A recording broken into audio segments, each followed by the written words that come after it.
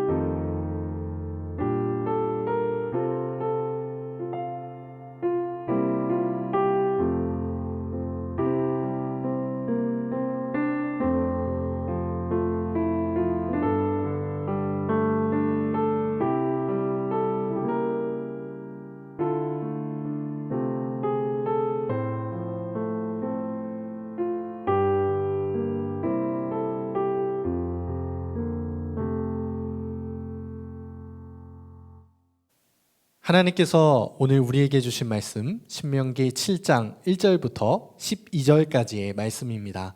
신명기 7장 1절부터 12절까지의 말씀입니다. 내 하나님 여호와께서 너를 인도하사 내가 가서 차지할 땅으로 들이시고 내 앞에서 여러 민족 헷 족속과 기르가스 족속과 아모리 족속과 가나안 족속과 브리스 족속과 히위 족속과 여부스 족속 곧 너보다 많고 힘이 센 7 족속을 쫓아내실 때에 내 하나님 여호와께서 그들을 내게 넘겨 내게 치게 하시리니 그때에 너는 그들을 진멸할 것이라.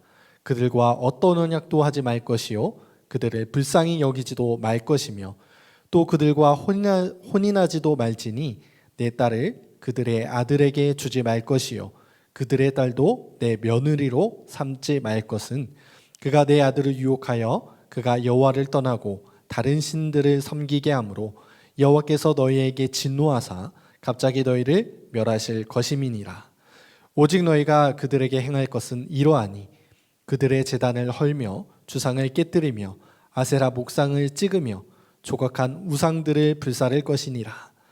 너는 여호와 내 하나님의 성민이라. 내 하나님 여호와께서 지상 만민 중에서 너를 자기 기업의 백성으로 택하셨나니 여호와께서 너희를 기뻐하시고 너희를 택하심은 너희가 다른 민족보다 수요가 많기 때문이 아니니라. 너희는 오히려 모든 민족 중에 가장 적으니라. 여호와께서 다만 너희를 사랑하심으로 말미암아 또는 너희 조상들에게 하신 맹세를 지키려 하심으로 말미암아 자기의 권능의 손으로 너희를 인도하여 내시되 너희를 그 종되었던 집에서 애굽 왕 바로의 손에서 속량하셨나니 그런즉 너는 알라.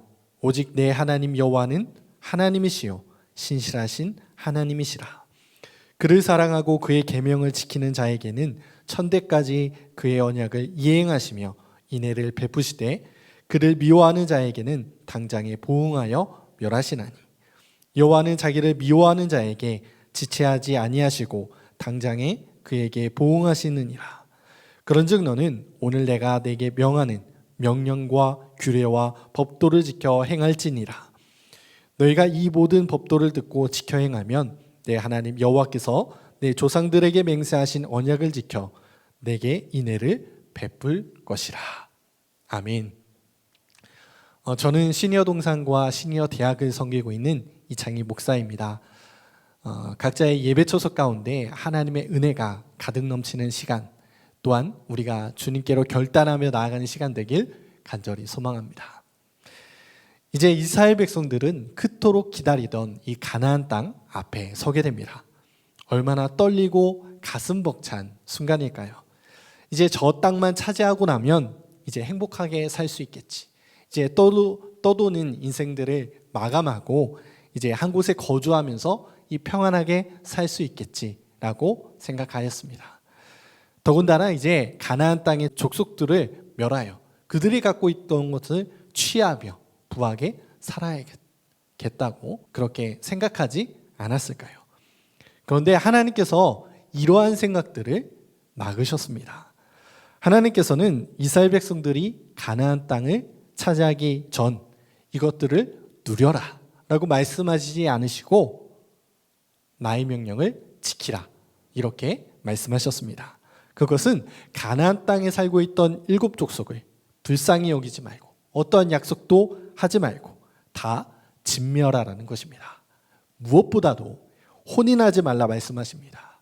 혼인은 단순히 사람의 만남을 넘어섭니다. 단순한 육체적 만남이 아니라 영적인 만남인 것이죠. 솔로몬을 한번 생각해 보시길 바랍니다. 하나님 앞에 재물도 권력도 명예도 구하지 않고 오직 백성을 위해 지혜를 강구했던 솔로몬. 당대 최고의 지혜자로 불리었던 솔로몬이 나중에 어떻게 되었습니까? 많은 후궁을 둠으로써 그 후궁들이 자신의 지역에 있던 우상들을 데려오므로 솔로몬과 백성들이 점점 우상 앞에 이렇게 마음을 빼앗기는 것을 볼 수가 있습니다. 이처럼 하나님께서 명령하신 이 가나안 사람들과 혼인하지 말라는 것은요, 바로 영적 싸움이었기 때문입니다.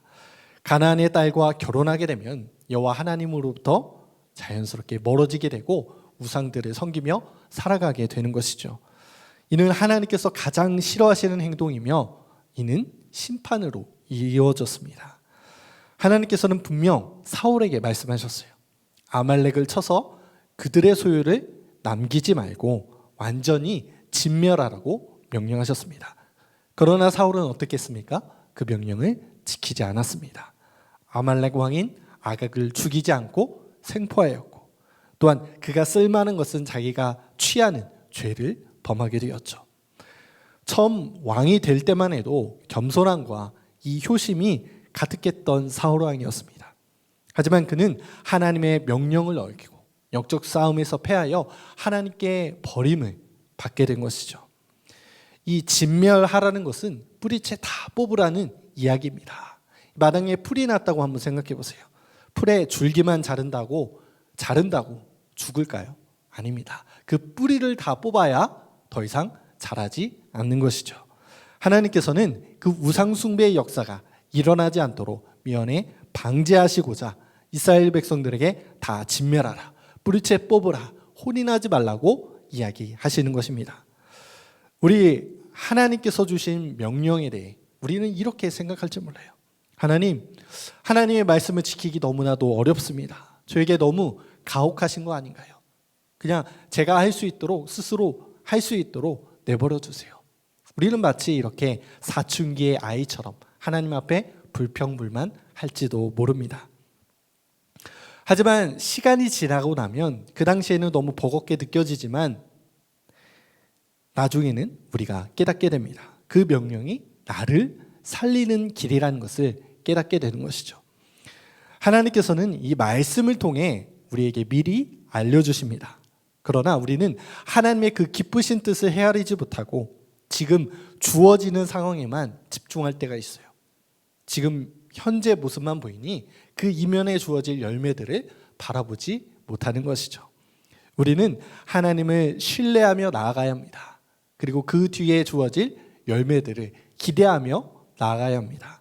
왜냐하면 하나님은 신실하신 분이시기 때문입니다. 하나님께서는 약속하신 말을 반드시 이행하시고 지키시는 분이시기 때문입니다. 12절에 이렇게 말씀하고 있습니다.